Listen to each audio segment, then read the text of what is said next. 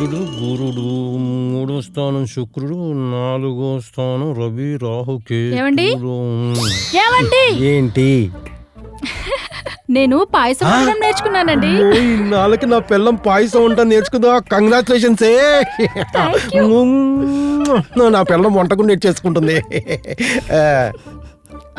ఒక చిన్న డౌట్ వచ్చి వచ్చానండి. ఏంటది? ఇప్పుడు పాయసంలో ఉప్పు ఎంత వేస్తారు? పాయసంలో ఉప్పేయటం ఏంటి? మా అమ్మ చెప్పింది ఏ వంటలోనైనా ఉప్పేస్తే చాలా రుచిగా ఉంటుందంట. అమ్మ కడుపు మాడా. ఇంతకి పాయసం ఎలా చేసావే?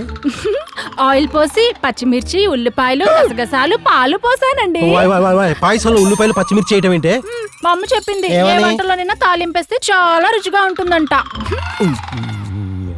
అలా చేస్తే అది పాయసం అవదు, పాయిజన్ అవుద్ది. అవునా? మరి అయితే ఒక పని చేయండి. ఏంటది? ఆ పాయసం మీరు తినండి. మీరుంటే అది పాయసం, మరి పైకి పోతే పాయిజన్. నాకు క్లారిటీ ఉండాలి కదా.